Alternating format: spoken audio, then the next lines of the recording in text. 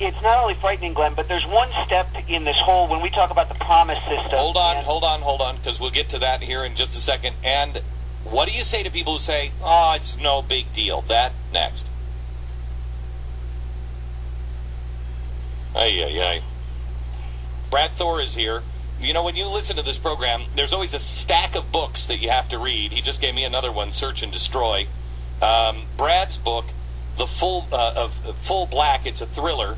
Brad's one of my favorite authors. This is a fantastic book. If you have been trying to convince yourself or convince your friends, you got to watch Glenn Beck. You got to listen. Now, I'm telling you, what he's saying is true. And they just think because it's Glenn Beck that it's just not going to, oh, that's crazy. You have them read Full Black because it's everything that we have said and much more in the last 2 years. You have them read it, and then when they close and say, man, that was a great book, start talking to them just about the book. Hey, so what'd you think about that, huh? Isn't that weird? Yeah, that's true. What'd you think about that character? Yeah, that's George Soros. I mean, it's not. It's coincidentally, exactly. Interesting. Anyway, you have that conversation with them. The name of the book is Full Black by Brad Thor. Okay, so Brad, in the book, we were talking about Promise and Tips, which is not the real name, but Promise you can look up, and you don't find very much on Promise. These are software systems. You say Promise is the Terminator, and Tips is Skynet. Correct. And then we've got what. Here's the link for anybody who says, you know what? I can't believe this. I can't believe this. There is a. We all know J. Edgar Hoover kept all his files, right? Yes. Had files on everybody. You think the government stopped doing that? You think there is something, and this is one of the reasons why the government is pushing through so hard with this deal with Google. From what my people have said, there is something that the government develops called Main Core. And what Main Core is it's a database of over 8 million Americans that the government believes could be a threat to its existence, to national security. And this is full profiles on over 8 million Americans that exist in this database with all of that backup data that was garnered through Promise. Do you think I'm in that backup database? Pardon me? Do you think I'm in that database? Yeah, and thankfully I'm on the I'm hanging a piece of fruit on your relationship tree, and I'm probably in it as well now. Low-hanging fruit. 8 million Americans are in this database. Yeah, called Main Core. And the idea behind this database is that in a time of national emergency, you can see on the radio, I'm holding my fingers up, making the quotation marks, in a time of a crisis, which you wouldn't want to ever let go to waste, these people could then be grabbed. We would know where they are. We would know what the case is we want to make against them, because in a time of national emergency or crisis, they could be a threat to the government. So therefore, let's go grab them. Let's hold on to them. Let's detain them. May I just say, Brad, yes. This ties into something that was never addressed fully. There were questions asked about it. They verified it, and then they moved on. The press was fine with it. And it was if I'm not mistaken, this is about a year and a half ago, an executive order, I believe, and it went to I can't remember all the details. Stu, look this up. But remember, there was an executive order, I think, that was pushed through where the president said that there's a list of people that can be terminated, if you will, that are a threat both in and out of the United States. And the only one they used by name was that guy in Yemen, the American citizen. But these were American citizens. Oh, yeah, it was the assassination order. Right, and the Al-Waki. And, this is what's very interesting, is that under President Bush, he signed a presidential directive stating that we were in a national emergency. And Obama re-signed it, re-upped it. This thing has been around we're going on 10 years now.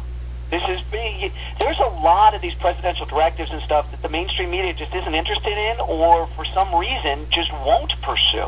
So there's a lot of this stuff. Okay. Listen, So, I'm not. Brad, take answer, because there are people that are listening right now who say, and quite honestly, if I refuse to look at the future, Ben Sherwood now Ben Sherwood, I think, is the president of ABC News.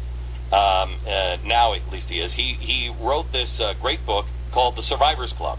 And the survivors, he went and he looked at all the different survivors, from wars to disasters to big and small. And what did they all have in common?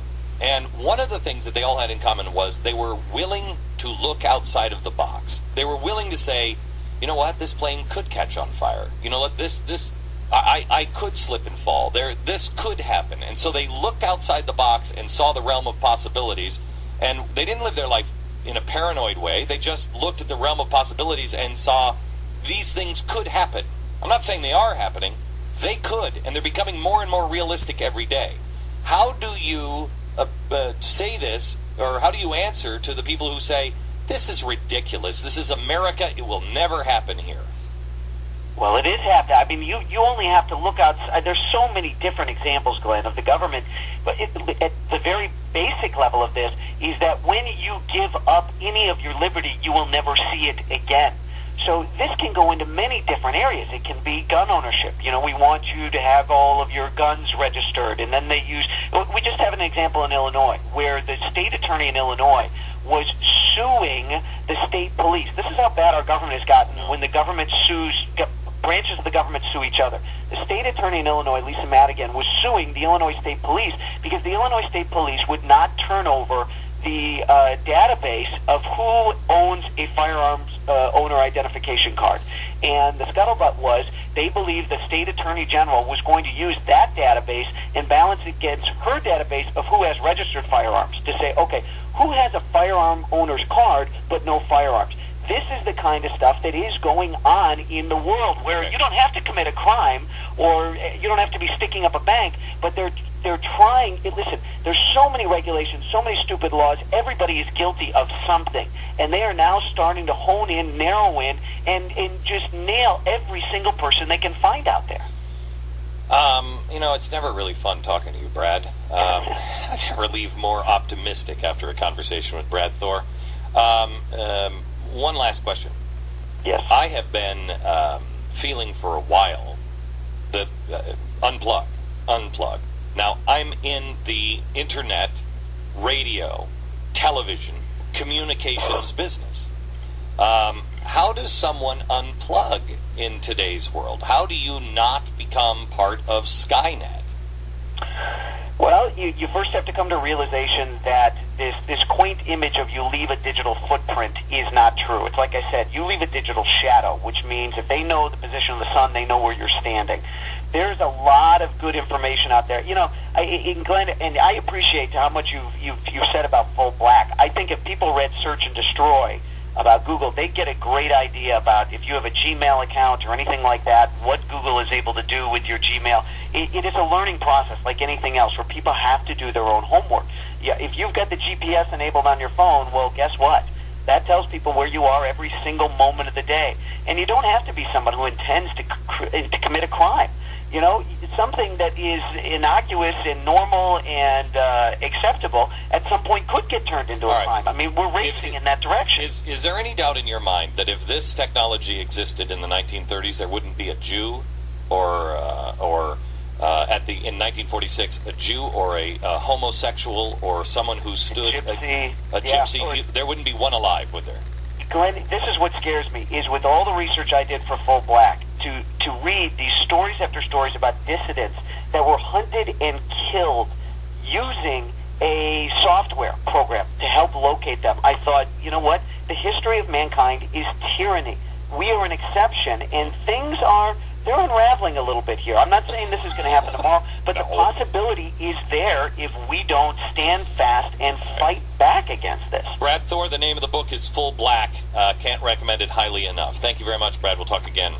Thanks, buddy. I will tell you this. Somebody asked me last night, how's your experience with this Israel thing going? How are you feeling? And a little overwhelmed.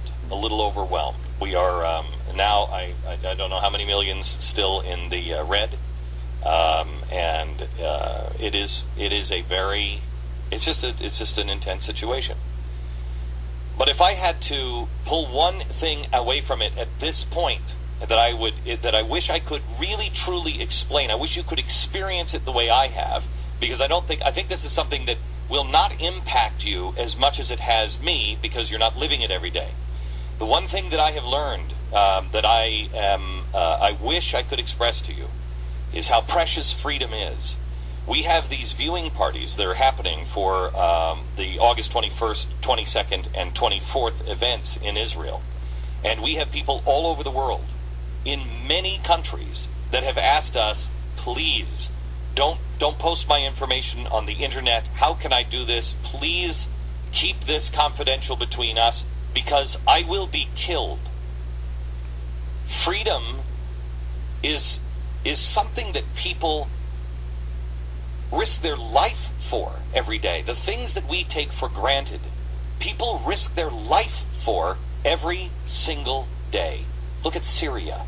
All they want is a slice. They don't want what you have. A slice of what you have.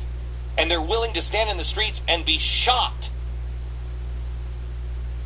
People are willing to stand for Israel, and they're willing to be rounded up in the middle of the night. They know the risk they're taking, and they're doing it. Freedom is a very delicate thing. What we have here in the United States, beyond your wildest imagination, I've been to third world countries. I know what we have is special. I didn't realize how special it was. When you have countries like England that will block entrance, or block exit, or arrest you for your opinion, for your religious stance, while others are able to say, oh, we'll chop your head off, we'll behead you, but you cannot have your opinion there. In free countries like England, freedom is being chased into the corner. It's time for us to link arms, square our shoulders, and turn on the lights together.